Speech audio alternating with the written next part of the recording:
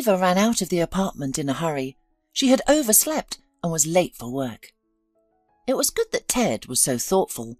While his beloved was panicking, looking for her things and tidying herself up after a nap, he made her coffee and a hot sandwich with cheese, ham and tomato, the way she liked it. Eva took a bite on the run. There was an important meeting today and she couldn't be late. She kissed Ted goodbye, as always. He gently put his arm around her waist, looking into her eyes with that goosebump-inducing gaze of his. He wished her a good day. He had to go to work later, so he wasn't in any hurry. Eva smiled at her lover and slipped out of the apartment. Ted had once been her salvation, her comfort, and still was. Always cheering her up, supporting her, finding the right and important words. With him, Eva felt easy and calm. She almost forgot to think about Cooper. He now had his own life. Their paths had diverged. Eva quickly ran down the stairs, not waiting for the elevator. It was always busy at this time of day in the apartment building, with so many neighbours. Walking would be faster. But in the parking lot behind the apartment building, Eva suddenly realised she had mixed up the day. The important meeting wasn't today, but tomorrow. She stopped, struck by this thought like a thunderbolt. That's right. It had been rescheduled. That's why she'd set her alarm for later. She hadn't overslept after all. Eva kicked a pebble in front of her, as if it were to blame. Glancing at her watch, the woman realised she still had plenty of time to return home. She could have a quiet coffee with Ted and talk about his treatment.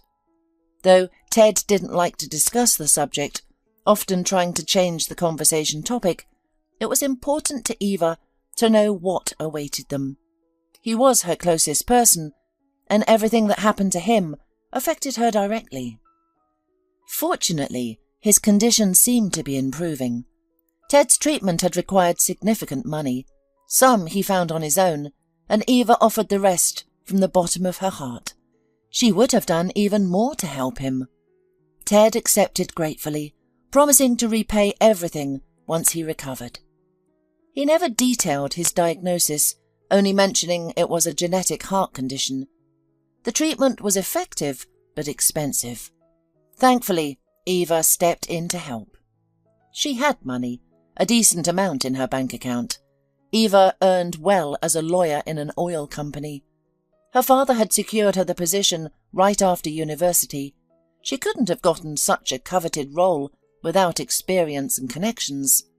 But Eva had proven herself, working hard and learning quickly, never shying away from any task. She'd earned her reputation as a conscientious specialist, what led her to subsequent promotion.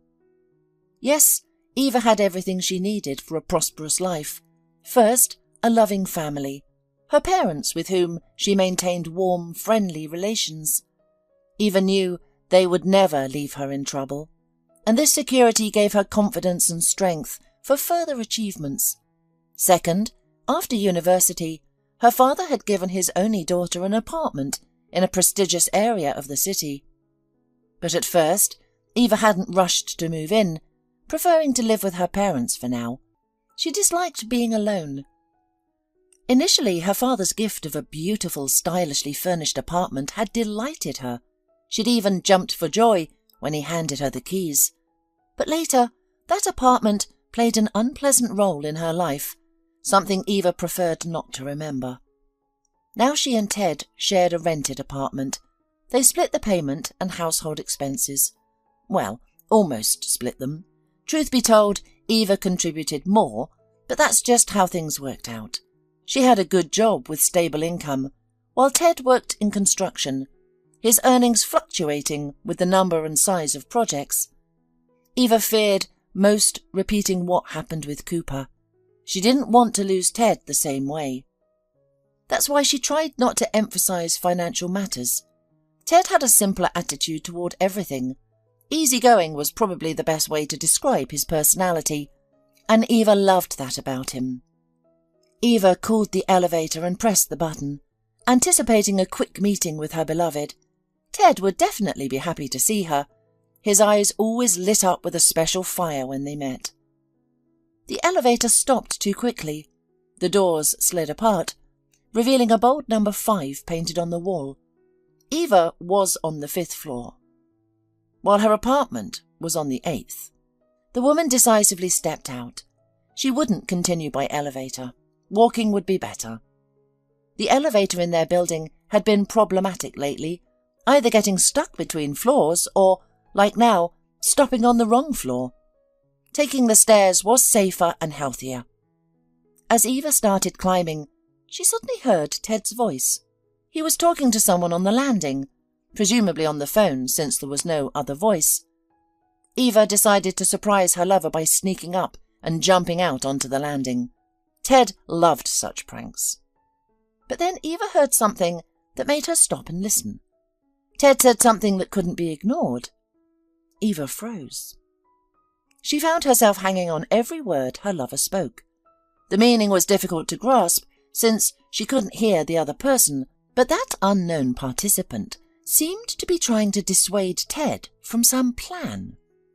Ted argued, resisted and proved his point, revealing new facts that made Eva's blood run cold. It felt like a dream, too surreal to be true. Yet there was no denying what was happening. There he was, standing on the landing, saying these terrible things. When the conversation ended, Ted slammed the door and disappeared into their apartment. Eva couldn't go home. Not now. She needed time to think, to figure out what to do next. Her legs gave way, and she sank onto a step, not caring about her light-coloured dress pants. She remembered meeting Ted at a local rock bar, where her friends had taken her to lift her spirits after Cooper. Cooper. Eva had thought their feelings were real, sincere, strong and deep. Everything pointed to it. Though they'd known each other since high school, their romance began in their 3rd year of university. Eva studied at a prestigious law faculty, while Cooper pursued engineering. He'd always excelled in mathematics and had a passion for physics. To Eva, these subjects were like hieroglyphics. Cooper had helped her countless times with tests and homework. She'd always thought him nice, if somewhat shy and modest. Then one day, Eva learned Cooper had long harboured feelings for her but never dared express them. This revelation surprised Eva. She'd never noticed. His confession touched her heart. Warmth washed over Eva, making her dizzy as she smiled. She loved everything he said and the way he looked at her. His gaze was full of love, admiration and devotion. When they started dating, everything seemed perfect. Eva discovered new sides to Cooper and fell deeper in love. He was reliable, caring, loving, sensitive and capable. Raised by a single mother, he'd shouldered adult responsibilities from an early age. This had shaped him into a mature, intelligent and kind man. Eva often witnessed his helpfulness. He'd assist others unprompted, seeing needs and meeting them naturally. He was simply who he was. Whether pushing a stranger's stalled car or helping with heavy bags, he did it all effortlessly and without waiting for reciprocation. Cooper treated Eva with tender care, always anticipating her needs. He frequently expressed his love. Their relationship seemed perfect, except for one thing. It didn't happen immediately. The changes crept in gradually. At first, Eva tried to ignore it, but as time passed it became increasingly difficult. The root of it all lay in their vastly different financial situations. Eva came from a wealthy family. Right after graduation, she landed a job with an excellent salary and owned both an apartment and a beautiful car, all gifts from her parents. At her age, she couldn't have earned these things herself. Cooper's life was different. He grew up without a father, his mother working as a cleaner from dawn until night. She cleaned multiple buildings to support her children. As the oldest, with 3 younger sisters, Cooper became their caretaker during his teenage years. He started working at 13. taking whatever jobs he could find, washing cars, unloading trucks, anything to help his mother. During university, he secured an internship at a design bureau in his field. After graduating, he became a full-time employee, but wasn't satisfied with his salary. Entry-level positions rarely paid well, unless you had connections, like Eva did. Cooper couldn't provide Eva with the lifestyle she was accustomed to, and this weighed heavily on him. But Eva didn't care about clubs, restaurants, or expensive things. She understood what mattered most: being with someone understanding and supportive, someone who made her feel peaceful and safe. That's what Cooper gave her. Eva wanted to show Cooper the world. He'd never travelled anywhere. Though she could easily afford trips for both of them, he declined every offer, even as a birthday present. "Eva, I'm already struggling with that income difference. Are you trying to crush me completely?" Cooper would ask bitterly, clearly uncomfortable. Eva tried to ease the tension, but her attempts only made things worse. Cooper's enjoyment of life was hampered by what Eva saw as an outdated belief: that a man must be the provider, no exceptions. Cooper worked hard, climbing the career ladder, but in his mind, his growing income was never enough. However, despite this one source of tension, they were happy together. They met almost every evening, taking walks, sharing their days and laughing together. Cooper gradually became Eva's whole world. She even stopped meeting her friends, as none of them understood her the way he did. Their connection felt incredible. Later, Eva would regret starting that particular conversation, knowing how sensitive such topics were. That evening in the park, Cooper was sharing news about a job offer, a lower position at another company, but with better pay and prospects. He was hesitant to leave his current project unfinished. Eva listened, supportive, assuring him she'd back any decision he made. But her mind was elsewhere, preparing to make an important proposal she had been considering for a while. She wanted to live with Cooper, to share their daily lives, to care for each other. They'd been dating for a long time, both adults, yet still living with their families, dating like teenagers, really. Eva felt it was time to make a more mature step. "Cooper, how do you feel about living together?" she finally asked. She knew such proposals typically came from men, but Cooper was focused on his career and business plans. His mind seemed occupied with those serious matters, rather than living arrangements. "I really want this," she added. Cooper stopped walking and gently took her face in his palms, a tender gesture she loved. "That's wonderful. I think about it too, how good it would be to live together. But now isn't the right time. I'm working on building a solid financial foundation for our future family, but I'm not ready yet. And it's difficult for me to say this, but Cooper, I want to be with you all the time. We're still dating like schoolchildren, returning to our parents' house at night." "But we're adults. I want more. I can't rent an apartment right now." Cooper lowered his eyes. Again, he felt ashamed that he couldn't provide a dignified existence for himself and his beloved. "You know, I'm saving every penny for my business now. I have an idea.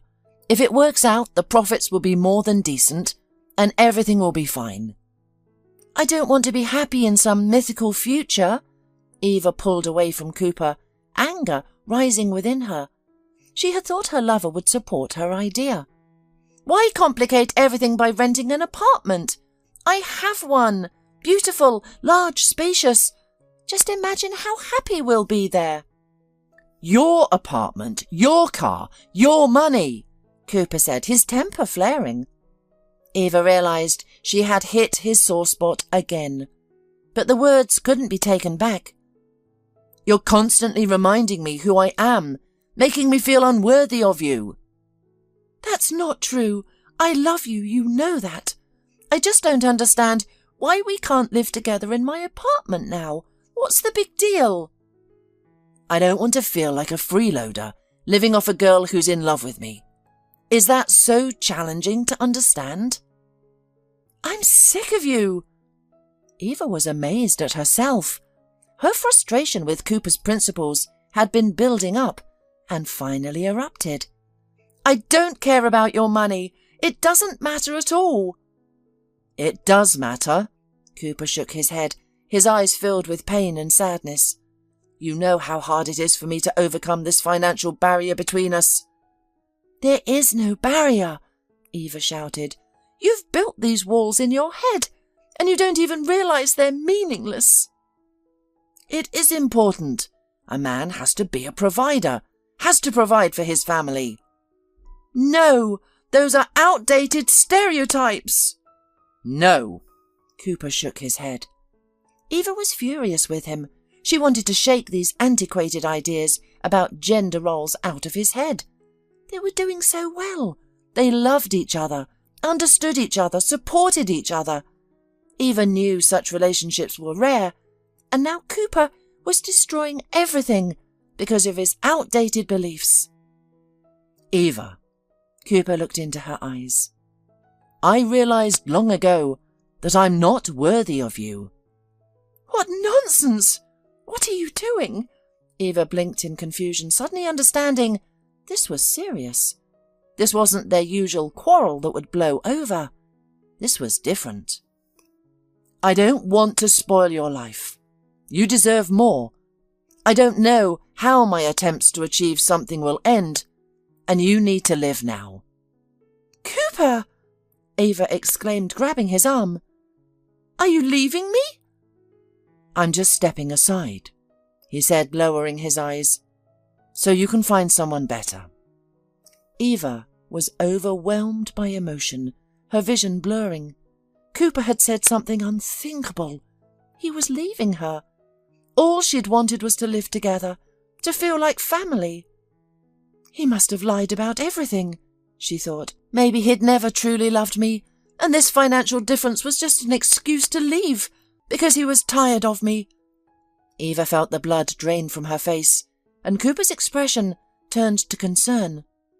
What's wrong? Are you ill? You lied about your feelings. Pretended, Eva managed to say, fighting back tears. When I suggested living together, you got scared of commitment and decided to break things off. You're wrong. Shut up! You're nothing but a cheater and a traitor. I never want to see or hear from you again. I love you. That's why I'm stepping aside. Believe me, it's for your own good. I'm failing. I'm a loser. Stop lying. You've been lying all along. You wanted an easy relationship, and as soon as it got serious, you decided to run. Eva could see her words were hurting Cooper. He tried to explain himself, but she wouldn't listen. She hurled accusations without recognizing herself. If she were Cooper, she would have left such a hysterical woman long ago. But he stayed, trying to calm her, as if he cared. Not that it mattered. He was still leaving her, for her own good. It ended with Cooper holding Eva tightly until she calmed down. Then he apologized and called her a cab. That was it. Over between them, just like that. Strange and unexpected, at least for Eva.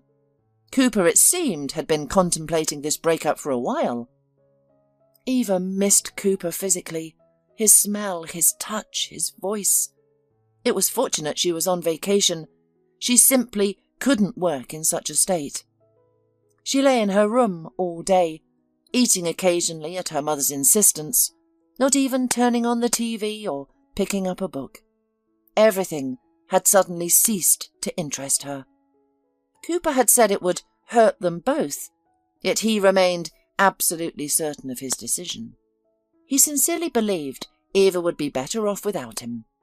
It was all because of his attitudes, outdated, irrational, utterly stupid. Or perhaps he hadn't loved her that deeply. Who had she been to him? Before, Eva thought Cooper considered her his closest and dearest person. Now she wasn't sure at all. Most likely, she had invented an ideal person, an ideal relationship, overwhelming him with her love and care. So he'd crafted an excuse to leave. "I'm complex. I'm not worthy of you." Eva's girlfriends came to visit, the very ones she'd neglected for Cooper's sake. They proved to be truly close friends, supporting, encouraging, and trying to distract her. "Good riddance," Angela assured her. "He truly isn't worthy of you. He knows he's a loser compared to you." "You'll find 1,000,000 better men than Cooper," Alex chimed in. Eva remained silent, not arguing. She knew there wouldn't be 1,000,000 Coopers. There was only one. Eventually her friends managed to drag her to a bar, despite her initial protests. By then, she had somewhat recovered from the shock of the breakup. She had to come to terms with the fact that she and Cooper had no future.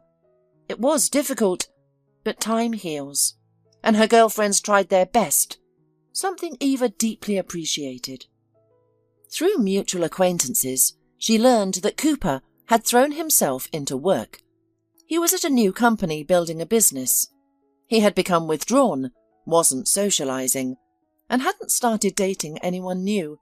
Strangely, this pleased Eva. It would have been harder if he'd left her for someone else. That evening, at the bar, was lively and crowded. The friends first listened to the local rock band in the main hall before moving to the karaoke room. The atmosphere felt like a house party. People lounged on soft armchairs and comfortable puffs, enjoying themselves, chatting and singing along with those at the microphone. Strangers chatted like old friends. It had always been like this here, the reason her friends loved this rock bar. Eva nestled in the corner of the room, scanning the crowd for familiar faces. Her friends had stepped out to the smoking room for a while. Eva stayed behind. She only smoked when drinking, and tonight she was driving. She felt surprisingly good. The soul pain ache had subsided somewhat, and she even felt like dancing. She thought about suggesting her friends head to a club later. That's when Ted stepped up to the microphone. Though Eva didn't know his name yet. He had bright eyes and a charming smile. His grey fitted t-shirt, faded jeans and sneakers suited him perfectly. Then Ted began to sing. It was a song about an unreachable beauty who had captured a rocker's heart. His voice was strong and pleasant, though his pitch was completely off. Despite his poor pitch, people loved his performance. They sang along and clapped. Ted kept catching Eva's eyes. She realized he was singing just for her, dedicating the most heartfelt lines to her alone. There was no mistaking it. As the song ended, he approached the stunned Eva and gracefully knelt before her like a knight. It was beautiful and elegant. People watched with interest. Eva felt their gazes and grew shy, but the young man seemed completely at ease. When the music stopped, he handed off the microphone and settled onto the beanbag chair beside Eva without asking. She didn't mind. Something about this young man intrigued her. "Hello, beauty with the sad eyes." He smiled charmingly. "I'm Ted. And what's your name, beautiful stranger?" Eva looked into his sparkling dark eyes and sensed something new beginning in her life. For the first time since breaking up with Cooper, she felt beautiful again, and she savoured that feeling. So they began dating. Ted radiated positive energy, a true life of the party, who told entertaining stories about himself and his friends. The sociable guy knew everyone. People constantly greeted him or stopped to chat wherever he and Eva went. Soon Ted suggested they live together. He took the initiative himself. Eva was glad. She loved the atmosphere he created around him. With him, she forgot all her problems, never dwelled on negative thoughts, and simply enjoyed life. Ted knew how to have fun, and his mood was contagious. Remembering Cooper's reaction, Eva didn't tell Ted that she had an apartment. They decided to rent a place instead. Since both were working, they could afford it. Ted had a simpler outlook on life. He wasn't bothered that Eva drove a beautiful car while he couldn't afford such transportation. In fact, he often asked to drive her car. He would put on an exaggerated air of importance that Eva found hilarious, blast the music, and speed down the highway with the gas pedal pressed to the floor. Eva felt completely happy. She had everything, including a cheerful, laid-back boyfriend who loved her. At least, that's what he frequently told her. Ted was quite different from Cooper. Though less reliable and nurturing, he had an easygoing personality and knew how to enjoy life. He was never dull, which Eva appreciated. Yet she probably wasn't in love with Ted the way she had been with Cooper. Ted became her lifeline, a salvation she clung to. Occasionally, Eva would hear about Cooper through mutual friends, and her heart would still ache at the mention of his name. She realized her feelings for him hadn't completely cooled. It was an odd, uncomfortable sensation, but Eva hoped it would fade with time. Ted lived in the moment, rarely thinking about or planning for the future. He was content with his unstable, modest-paying job. He loved bars, clubs, and parties, and drew Eva into that lifestyle. While she enjoyed having fun, she sometimes found it exhausting. Nevertheless, everything in Eva's life seemed perfect, almost cloudless, until Ted's illness struck suddenly. The once energetic young man began feeling unwell, tiring quickly, experiencing swelling and dizziness. Eva insisted he get examined. The doctor's verdict was devastating. Ted was diagnosed with a serious illness. Eva couldn't believe it. The image of playful Ted seemed incompatible with any disease. But without treatment, the prognosis was grim. Ted started taking his health seriously, visiting doctors regularly. Treatment was available but expensive. The free healthcare option meant a long wait, during which Ted's condition could worsen significantly. Eva offered him the money herself. Though initially reluctant, he eventually accepted with gratitude and promised to repay her. He looked uncharacteristically serious at that moment. Without hesitation, Eva withdrew her savings of several years. It was a substantial amount, enough to buy a new mid-range car. "I appreciate this so much," Ted said sincerely, holding the money. "Now I'll do everything for you."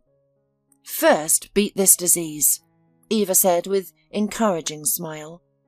Ted started treatment. He received infusions and expensive medications. The results came quickly. He soon regained his former energy and enthusiasm. Eva was overjoyed. His recovery progressed well once he had begun proper treatment. Though he couldn't work as before, and Eva became the main provider for their small family, this didn't bother her at all. Ted seemed unbothered too, which pleased Eva. She remembered how Cooper had struggled when he appeared less financially secure than his partner. That had ultimately ended their relationship. Ted, however, didn't care about such matters. He focused on what he considered important: their relationship, mutual care, love, and maintaining his cheerful nature. And until recently, Eva thought she knew Ted completely. He had never hidden anything from her, even truths that showed him in an unfavourable light. Ted had always been honest about his mistakes. It was endearing, really. He lowered his head, spoke softly, smiled sheepishly, but an overheard conversation in the stairwell changed everything. Eva realized she had lived for almost a year under the same roof with a stranger, a real monster, a skilled manipulator, and an Oscar-worthy actor. Ted had only pretended to be a simple, honest, straightforward guy. In reality, he was a terrible man with hidden, ugly depths. "That vile creature will get what she deserves. She'll shower in her tears." These words from Ted made Eva freeze on the landing below. He had never spoken so aggressively before. His tone was entirely different, filled with anger, irritation, even hatred. Eva pressed against the wall, close enough to hear every word clearly. "She has no idea who she's dealing with." Ted continued speaking to someone on the phone. "I've thought it all through. 2 birds with 1 stone. Even 3. Of course I'm sure. I know exactly what I'm doing. I'll get revenge on that witch for humiliating me, plus make some money. She owes me for everything." Eva struggled to make sense of it all. Something sinister was clearly brewing. But what? Who was Ted planning to hurt? And how? Eva listened more intently, determined to understand. "What can she possibly do? I'm his father. That fool put me on the birth certificate herself, trying to trap me with her and her brat. Well, let her deal with it now." Ted laughed, harsh and cold. "What consequences? Please. I'll frighten her so badly she won't dare go to the police. I'll have her precious little brat in my hands. I'll take the kid away. The possibilities are endless, you know." Eva's breath caught. The meaning was clear. Ted was planning to kidnap a child, his own son, according to the birth certificate. A chill ran down Eva's spine. This was monstrous. She had to learn more to prevent this atrocity. "I've got money," Ted continued, his voice calmer now. "Eva gave me some for my supposed treatment. She's such a fool, believes everything I tell her. All I need is a car. Something unremarkable. I'm counting on your help. Don't try to talk me out of it. My mind's made up. I need the money, understand? I want to leave. Go somewhere by the sea. Settle down. Start fresh. Maybe open my own bar. Always dreamed of that. Hazel deserves what's coming. She has debts to pay. Time to settle up." Hazel. This name Eva had heard from Ted before by chance. That evening, Eva was taking the bus home, since her car was being repaired. It was late, the neighbourhood rough, darkness everywhere. Eva hurried toward home, alert to every strange sound. Her new sandals were rubbing her heel raw. Despite the excitement and desire to get to her cosy room as soon as possible, the girl sat down at the entrance of one of the neighbouring houses. With relief, she removed the painful sandals, letting the cool evening air soothe her blistered heel. Suddenly, she heard Ted's voice and felt a surge of joy. How wonderful that he'd finished work, that they'd met by chance. Now they could walk home together. She wouldn't feel scared any more. He might even carry her. Eva was almost certain he would. Ted had regained his strength, returned to his old self. She wouldn't even need to ask. One mention of her sore heel, and he'd offer to help. He always took such gentle care of her. Meanwhile, Ted was buzzing one of the intercoms in the building's entrance. Eva assumed he must have friends living there. She was about to call out when someone answered the intercom. A woman's voice trembling with fear or rage. "Get out before I call the police!" "You know what I want, Hazel," Ted snapped. "You know what to do to make me leave you alone." Eva felt jealousy flare in her heart, pure jealousy. The thought of her boyfriend speaking so intimately with another woman unsettled her. They seemed like former lovers, mid-quarrel. Eva concluded this must be an ex-girlfriend, and clearly their feelings hadn't fully cooled. "Go to hell!" The woman cut off the intercom. Ted cursed viciously and slammed his fist against the door. As he turned to leave, he spotted Eva on the bench. "Baby, what are you doing here?" he asked, his voice completely transformed. Before her sat the Ted she thought she knew, tender, kind, good. Eva mentioned her blister, and, as expected, he scooped her up and carried her home. Of course, Eva asked questions. She did not hide the fact that she had heard Ted talking to the owner of the rare name Hazel. "It's a girl I used to date," Ted explained reluctantly. "We broke up terribly. She is a dishonest person. Hazel owes me money, a large sum. She cheated me once. I wouldn't give a damn about the money to avoid dealing with her. But I'm in a situation, you see, with this disease. Treatment requires money. I can't work properly now, so I'm trying to get her to pay me back." "Don't go to her any more," Eva pleaded. "If you need money, I'll get it. But don't contact her, please." "You've helped me a lot already." Ted shook his head. "If it hadn't been for you, who knows what would have happened to me now." And now, in this conversation on the landing between floors, Ted mentioned Hazel again. As Eva listened to Ted, the situation became clearer. Ted and Hazel had a son together, and Ted was listed as the father on the boy's birth certificate. Hazel refused to let Ted see the child, though Ted himself showed little interest in the boy, caring only about money, and he had found a way to get what he wanted. Ted planned something terrible to take the child away.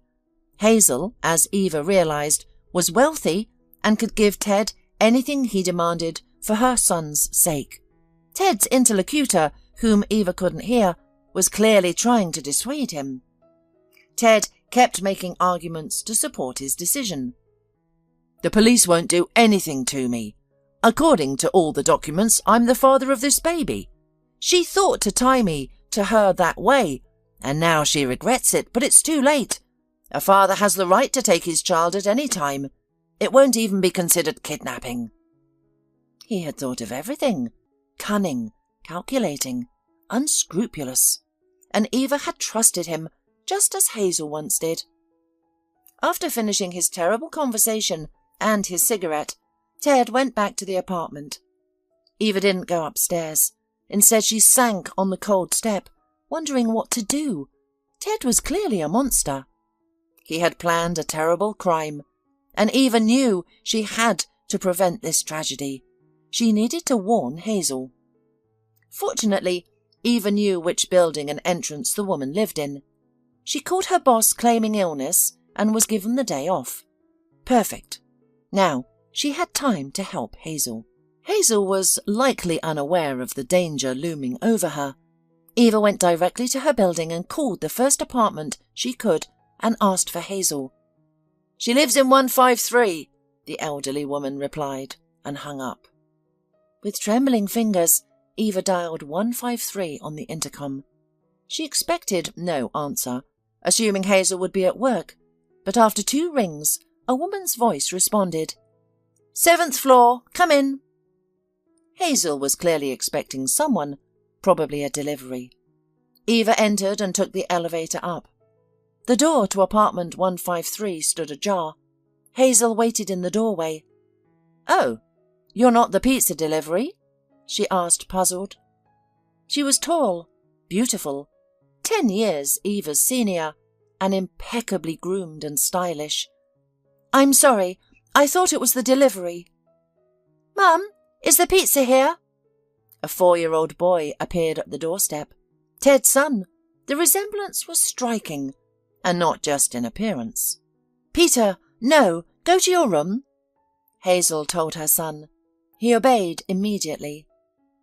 "And you're here about?" she asked, looking at Eva questioningly. Eva took a deep breath. She hadn't planned how to begin this conversation. "It's a very long and difficult story," she said finally. "First, I must warn you, you and your child are in danger." Fear flashed across Hazel's face, but she quickly composed herself. "Ted," she said, and Eva nodded. Hazel led Eva to the kitchen. The apartment was stylish, clearly showing its owner's wealth. No wonder Ted hoped to profit from her. Eva told everything she had heard by chance on the playground. Hazel listened without interrupting, her face taking on an increasingly puzzled expression. "He'll do it," she said when Eva had finished. "He's a frightening man. He will stop at nothing." "But you know everything now. We have to do something to stop him. Maybe he'll go away somewhere." "That won't help. I already ran away from him once in this town. I bought an apartment here. I thought it was all in the past. But Ted found me, rented an apartment nearby. He started threatening me, and now he wants to take our son. It's horrible." "Isn't there anything you can do?" You need a lawyer." "I guess there is," Hazel said, a little calmer. "I don't know how to thank you for warning me. If it wasn't for you, he'd have taken Peter and made ropes out of me. I would have given him anything to get my son back. At first, Ted seemed perfect to me. I thanked fate for our chance meeting. I was already a business owner when I met him. He was this handsome, modest guy who approached me at a club where my colleagues and I were celebrating another victory. He was charming, open and young. He complimented me, gave me admiring glances. I knew he was younger, and our status was very different, but I couldn't help myself. I fell under his charm completely. It hadn't happened to me in a long time. Usually I look at things soberly and evaluate everything practically, but suddenly I was floating. Ted has a talent for offering what people want. He notices weaknesses and desires immediately. He uses that to achieve his goals. A born manipulator." Eva nodded. She couldn't help but agree with Hazel. Many things about her own relationship with Ted now took on new meaning after this overheard conversation. He had manipulated Eva to offer him money, and she had been glad he took it. Hazel, successful and mature, had lost her head over the charming young man. They had a passionate romance that led to her pregnancy. She was happy about it. She wasn't getting any younger. Her friends all had babies, and her personal life had been lacking. Being a successful woman, men were usually intimidated by her, but not Ted. He didn't care about such things. Hazel loved showering him with gifts. She enjoyed seeing him smile, liked making him happy. But the news of her pregnancy didn't delight Ted. Hazel understood why. He was young, hadn't lived enough for himself, wasn't planning for a family. Soon after, Ted disappeared, though not completely. He stayed in the city, frequenting bars and cafes, picking up new girls, but he cut all ties with Hazel. I'm ashamed to remember it now, but I was under his spell. I was hurt, devastated. I tried to get him back, caught him, humiliated myself, even stalked him at clubs and bars. What a fool I was. There I stood, with my big belly in the early morning, watching Ted leaving a club with some other girl. Maybe it was the pregnancy hormones. I'm used to getting what I want, and it was such a blow. I didn't realize who Ted really was then.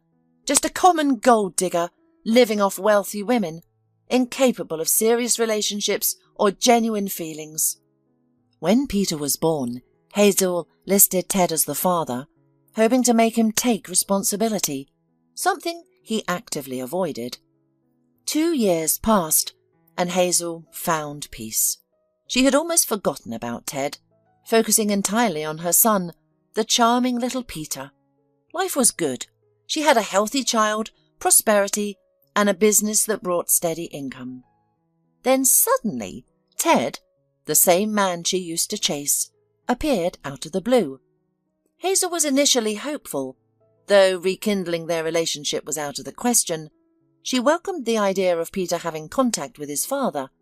She thought Ted had matured and recognized his mistakes. But it was something else entirely. Ted wanted money. He claimed she owed him for stealing his youth, for using him to have a baby. He spouted other nonsense too. It all came down to one thing. Ted knew she had money, and he demanded it. As he put it, he wanted compensation for my deception. Can you imagine? Hazel was first surprised, then indignant, then laughed in Ted's face. But he didn't back down. Instead, Ted began a real pursuit. He would wait for Hazel and Peter at stores, near the office, even right at their building entrance. He alternated between threats and pleas, begging Hazel to understand his position. Her mistake was giving him small sums of money at first, just to get him off their backs. It worked, but only briefly. Finally, Hazel packed up and moved with her son far away from Ted. Moving was a difficult decision. She had to make many changes. But Hazel didn't regret anything. Living in another city made her feel safe. Only He found us after a while anyway, and his demands multiplied. Hazel shook her head sadly. And now this. He's decided to steal Peter. That's crossing a line. What about the police? Suggested Eva. I'll be a witness. I heard everything. There's no proof, sighed Hazel. Besides, Ted is right. Peter is his son, and a father has the right to see his child. But it's not Peter that Ted wants, it's my money. I'd give him everything if I knew he'd leave me alone, but he won't. Not if I keep playing by the rules. Men like him need to be fought with their own tactics. Do you have a plan? Eva asked. She could tell by Hazel's expression that she was contemplating something serious. A plan B for emergencies. I didn't want to use it, but it seems we've reached that point. Eva walked along the embankment with Cooper. Yes, they were together again, holding hands and planning their wedding. It would be a beautiful celebration, a lavish feast, an engaging programme, and many guests. Hazel and little Peter would be there too. The boy would even carry the cushion with the wedding rings. During his time apart from Eva, Cooper had thrown himself into developing his business. Now he owned a profitable auto repair shop that provided steady, substantial income. He had done it all for Eva, the woman he loved more than life itself. Cooper would move mountains for her, and he had achieved exactly what he'd set out to do. He no longer felt insecure about Eva being from a wealthy family. Now, Cooper had become successful himself, a young promising entrepreneur who could easily afford restaurant dinners and seaside vacations. A few months ago, Cooper arrived at Eva's office and waited for her, watching the entrance. When he saw her leave the building, he rushed to her with a bouquet of flowers. Cooper spoke sincere and heartfelt words about their misunderstanding, looking at her in such a way that made her head spin. I was a fool, I know. I made everything complicated and nearly ruined it all with my own hands, but now that's all in the past. The separation has proven to me that my feelings for you are something incredible and unique. It won't happen again. Will you forgive me? Instead of answering, Eva hugged him tightly, pressing herself against him. It was him, Cooper, beloved, real, familiar. Only when she was next to him did Eva realize how much she had missed him. He stroked her back and promised that everything would be all right now. Eva believed him and melted with happiness. She told Cooper about Ted and Hazel. Though Cooper knew Eva had met someone during their separation, he had no idea of the danger she had faced. If only I had been there for you, this horrible story wouldn't have happened to you. Yes, but who knows what would have happened to Hazel and Peter then? Eva shook her head. Ted was far away now, and definitely would never set foot in this town again. Hazel had hired someone, though she didn't share specifics. She told Eva the general details of her plan. She would never have approached these people if not for the threat of losing her baby. Unable to risk Peter's safety, she had paid someone to have a serious talk with Ted. One early summer morning, Hazel and Peter came out of their building when Ted appeared from nowhere. He rushed at them, trying to snatch the child from her arms, convinced his plan was perfect. Ted didn't know they were being watched. He expected to take the child forcefully from a surprised Hazel and flee to a neighbouring town. He had already rented an apartment there with Eva's money, planning to wait for Hazel's ransom payment. He was certain the frightened mother would pay. But thanks to Eva's warning, Hazel was prepared. Two sturdy men who had been protecting the mother and child emerged from a nearby parked car. They grabbed Ted, subdued him, forced him into the car, and took him somewhere for a thorough discussion. After that, Ted left town. He packed his things and disappeared, never to be mentioned again. Hazel hinted to Eva that these men were professionals who knew how to be persuasive. "It's fortunate you overheard Ted's conversation and warned me," Hazel later told Eva. "If it hadn't been for you—" They were friends now, Hazel and Eva, discovering they had much in common. "Well, Ted does have good taste," Hazel joked, and Eva smiled, unable to disagree. It's true what people say. Sometimes misfortune leads to happiness. Through Ted, Eva had found both a friend and reclaimed her love. Strange as it seemed, she felt grateful to him for that.